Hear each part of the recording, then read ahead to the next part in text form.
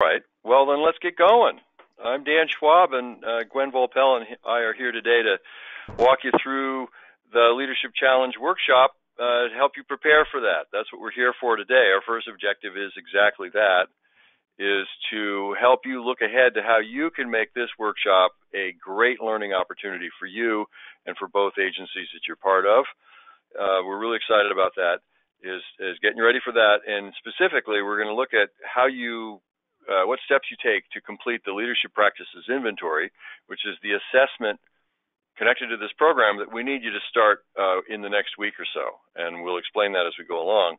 Underneath that, I'm going to talk a little bit about what leadership is about from our perspective and the model we use, which is based on a book called The Leadership Challenge. And of course, if you have any questions, feel free to type them into chat, or Carmen, if you're hearing this, is to just text them to Gwen, and she will answer all the tough questions. I'll answer the easy ones. Nice. And speaking of Gwen, there she is right there. She will be the other facilitator involved in the program next month, my good friend and very accomplished government person as well as facilitator. And then there's me. This is Dan Schwab. I am the Master Certified Leadership Challenge facilitator. I've taught this class many times. Looking forward to working with you folks again. As many of you know, we've done 2 programs for you over the last year, and we've gotten to know a lot of people at both the plant and at Gady, and have really enjoyed who we've met, and certainly appreciate the work you do. So just as a little background, sometimes we think, well, okay, so why would we pay attention to something like leadership anyway? And I'll just point out a couple of things. Of course, we know change is happening at a rapid pace all around us, technology being a very obvious example, but also in terms of how regulation is changing, how the technology underneath wastewater treatment is changing. And it's happening so incrementally that oftentimes we don't even notice. Yet, think back to when there were no smartphones, no cell phones, et cetera. It's not that long ago. Things have been changing really fast. We need to prepare people for what's to come. Also, we have 4 generations of people in the workplace now, from our digital natives just coming in to baby boomers on their way out, and really big differences in how we communicate across generations, and also the fact that a lot of senior people are leaving the workplace, and we want to make sure that we prepare the people coming in behind them to be effective in leading the organization, not just keeping it where it is, but advancing it, because you, like every organization, need to be a little quicker, a little more efficient, maybe a little more bolder, maybe a little more innovative, what have you. The workplace 5 years from now is going to look different than it did 5 years ago. I think that's pretty clear, and that to guide that change is what leadership is all about. And good news is that we have much better tools available to us now than we had even 10 years ago, including a web conferencing platform, for instance. There's lots of things that we can do that will improve or increase the likelihood of people in the organization at the mid-level now or coming in now will be more successful in advancing and making sure that the standards of wastewater treatment in Sacramento County continue to be met or exceeded. Now, a lot of our organizations look a little bit like this drawing of all these pipes going every which way, which I know is literally true in your case, but our organizations are complicated and complex, and they grow sort of like layers of things, and sometimes they're not as efficient as they could be. And our job is to help straighten them out. That's what leaders do, is to help straighten them out. So here, yes, of course, water is still coming through the system, as we want water to keep coming through your system 24/7, but we're continually looking at how we improve that process, not just through technology and technical skills, but through the people skills of how we all interrelate with each other. And which tells me that everybody in your agency and everybody I run into in organizations pretty much has an opportunity to make a difference about the kind of organization you are becoming, where you will be in a couple of years. And I think that opportunity is something we should take to heart as a really important part of our job, whatever our job is, to look ahead on how we help improve things, how we take leadership, if you will. Now, leadership, it's interesting when we talk about this because leadership is a noun. And when we think about nouns, we think about a person, place, or thing.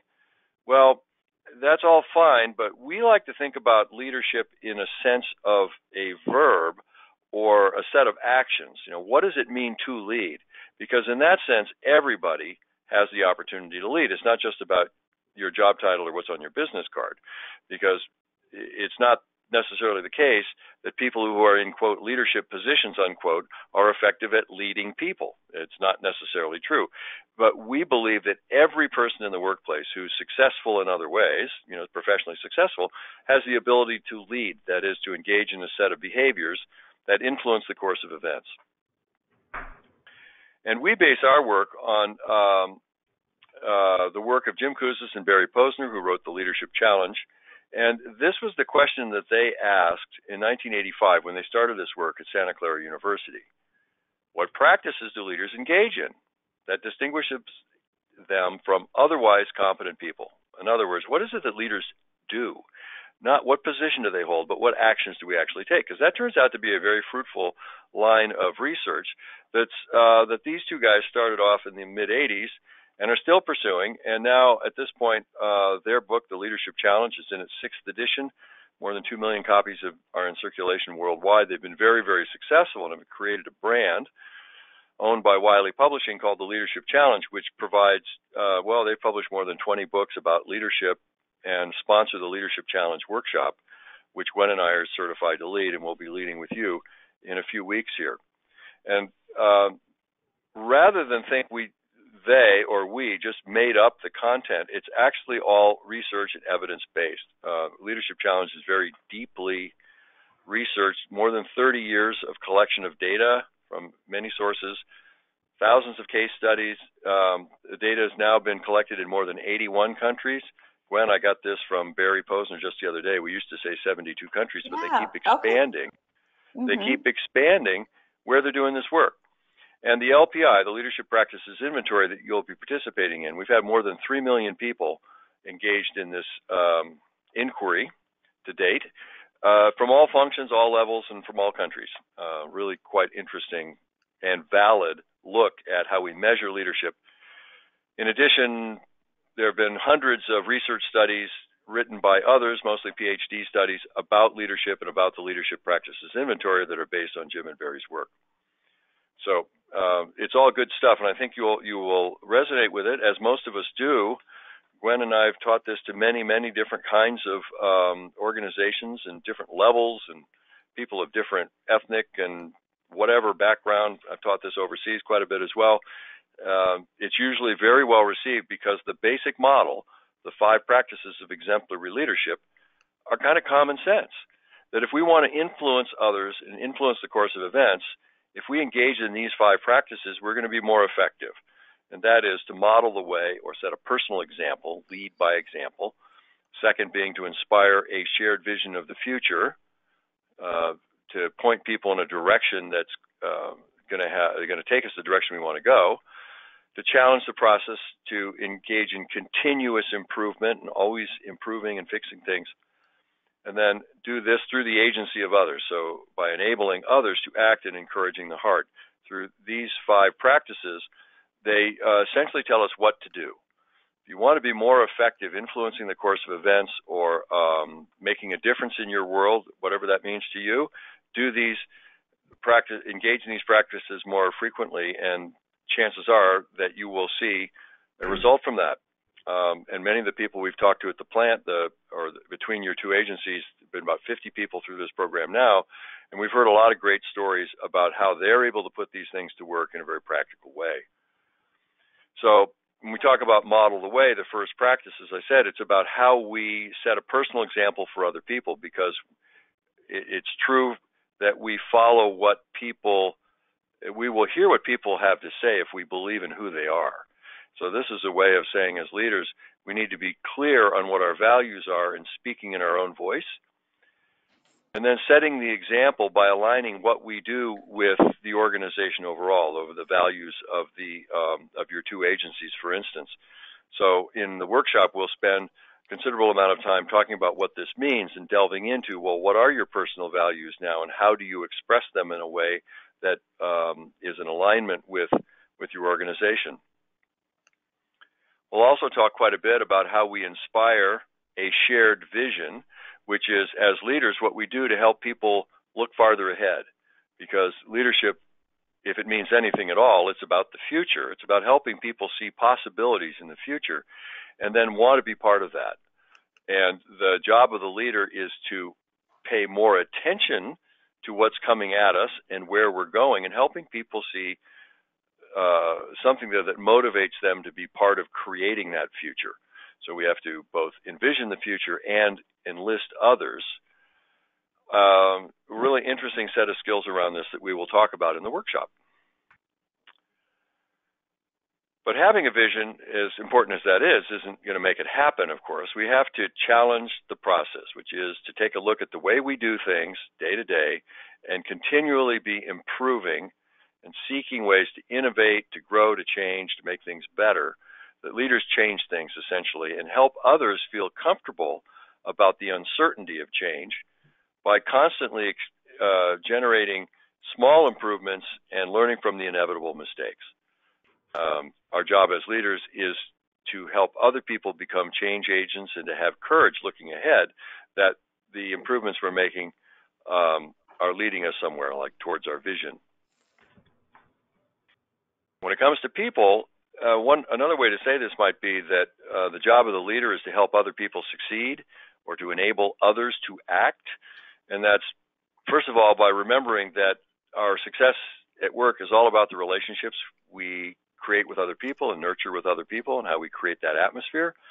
And then also how we work to strengthen the skills, the competence, the confidence of other people to make them more competent. And in fact, this whole program on leadership for this next round at Wastewater is about how we enable the next generation to learn leadership. So as some of the more senior people step out, people will be ready for it, just like you would want them to be ready for the technical aspects of their job. And then the fifth practice, the final practice, is how we encourage the heart, which is how we make an emotional connection with people as leaders. And it could be by telling really kind of not such great jokes with one another, have fun, just to recognize we're all people here. But as a leader, it means showing appreciation for the excellence that individuals demonstrate in the workplace, or catching people doing things right, in other words. And also creating a spirit of community in the workplace where when we all come into the plant or into the office, say, we know about this place, we belong here, it is for us as well. So the job of the leader is to engage in these 5 practices more frequently as viewed by others. And that's what will be the basis for what we're talking about in the program. Now, all of what we've just talked about has been demonstrated to be completely learnable and teachable, just like any other skill set or any language you've learned at this point in your career. So not only is all of this learnable, it also turns out to be measurable. We can measure leadership, an interesting concept right there, I think, and we do that through the use of what's called the Leadership Practices Inventory, which is a 360-degree assessment instrument, which means that not just getting feedback from your boss, your direct supervisor, you're asking for input from people all around you on how they see you engaging in 30 specific behaviors, 6 of which are tied to each of those 5 practices. So there's 6 specific behaviors for model the way, inspire a shared vision, etc. And the assessment asks how frequently people see you engaged in those behaviors as compared to your self-assessment.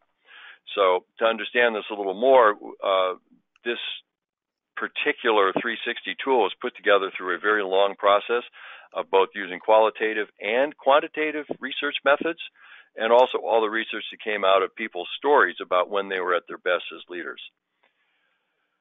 What's interesting about the LPI to me, amongst other things, is that it's not measuring your IQ, your personal style, or anything like that. And all it measures is frequency of observed behavior. How often does somebody see you doing these behaviors compared to your own self-assessment? And it turns out to provide a very rich picture of how effective you are leading other people and how other people experience you. And as a 360, meaning you can get input from various groups. There are actually 4 observer groups in the LPI, and that can be your manager. You can have 1 or more managers. And then as many as you would like also in 3 other categories of your direct reports, your peers or coworkers, and then a group we call others, which can be people in your community, your clients, or pretty much anyone you want. And more on that in a minute.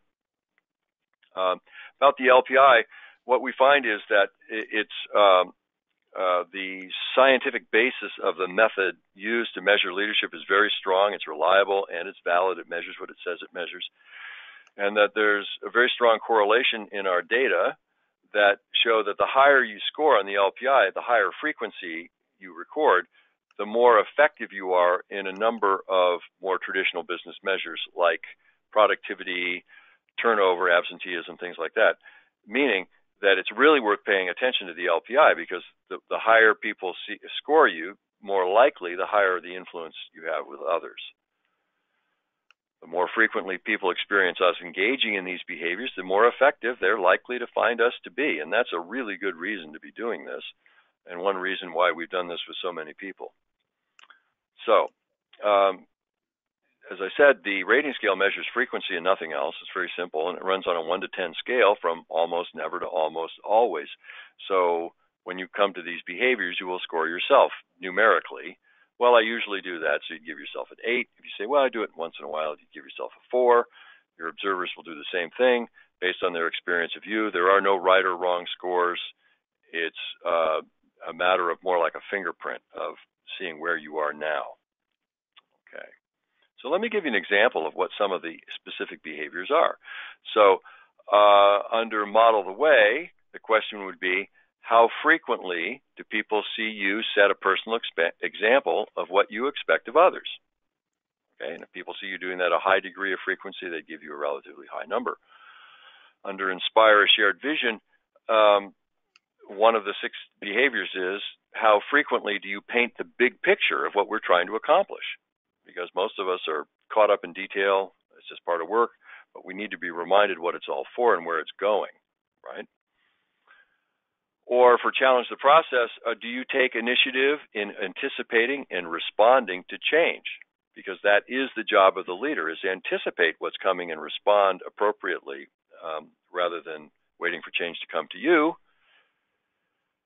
And under enable others to act, do people experience you as treating them with dignity and respect? I think most of us would appreciate that from our leader or from everyone. So what are people reporting about you? And then finally, under encourage the heart, do you get personally involved in recognizing people and celebrating accomplishments? And to the degree that you do, that people experience you that way, they will rate you appropriately. So you can get a sense of what this is like. It's all very common sense, actionable items that we measure with the LPI, and people almost always find this to be very, very valuable feedback. So here's just one page out of the report that you will get that displays the scores. These are by practice, so the score is between 6 and 60 because it's scoring all 6 behaviors for each practice. You can see how the data is displayed from the manager, the direct reports, colleagues, and others. Okay.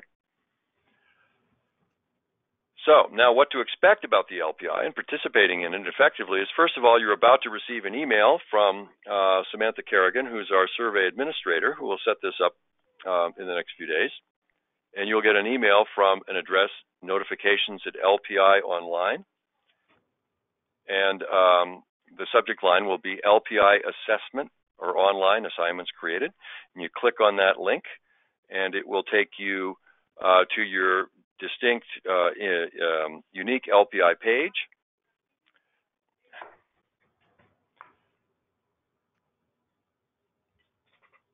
So when you get, once you're on the site and you create your unique page, you will then be able to rate yourself on those 30 behaviors, which will take you just a few minutes to do.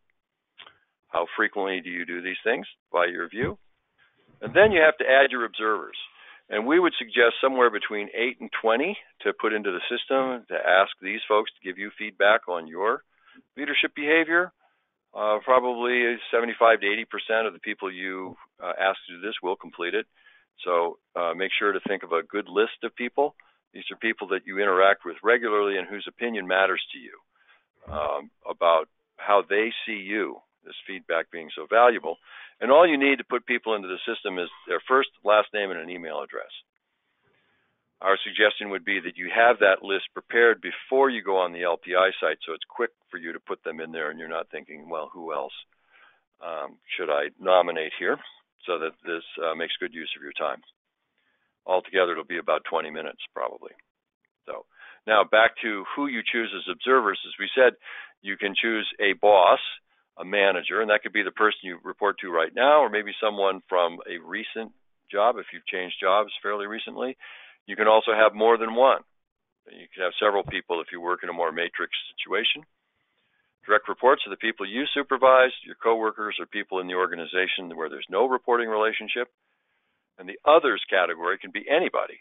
And oftentimes we have people select like their community of faith or a nonprofit you're part of or some customers you work with or someone to just give perspective on how people experience you outside of the workplace. And it's important to point out that all the input received on the LPI is confidential. You don't know who said what because it's all designated by numbers. And we can't even, as a survey administrators, even see who said what. And the only difference would be with your manager. If you only select one person in the M category, well, it's pretty obvious who that is then. So if you have any questions about the LPI, you can speak up in a moment or add something to the chat. We're just about done here, but just to confirm, this is when the workshop is going to be. 2 days, a week apart, September 25th and October 4th. You can see the first day will be at the plant there in Elk Grove, and on October 4th we'll be at Gady. So we get a little migration between locations, and we'll be 8 to 4:30 both days, and I think lunch is included, etc. You'll also be getting from Samantha, our administrator, some pre-work, just 2 assignments to complete before you appear in the class. The first is to think about a time in your life when you felt yourself to be at your best leading other people. For a storytelling exercise we do at the beginning of the class, very interesting activity, and you will be getting instructions on this. And the second is to think about something that's happening in your work life right now that gives you an opportunity to lead, to make a difference, to initiate something, to go first on a project, or just a challenge you're facing, because you'll be using that challenge as the framework for how to put all of this to work for you during the workshop. So what else can I say about the workshop? Well, we're going to use every minute. It is intense. Don't expect to come and be doing your expense report while you're sitting there. We're going to keep you fully engaged for the entire time. There's lots of interaction here, both as partners, as trios, some individual reflection, group discussion. We have some experiential activities, and we'll make sure it's fun, lighthearted, fast-paced. Gwen and I are both really excited to be working with you, and we know how good this workshop is, so we're sure you're going to have a good experience. So just to, I said before, we've done this program twice before with your agencies, and more than 50 people have been through it, and for the most part, we got very positive reports.